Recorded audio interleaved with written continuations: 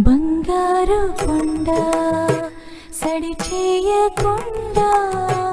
ఎదలోని వెన్న దోచెనే ఈ చోటు లాగే దోబుచుల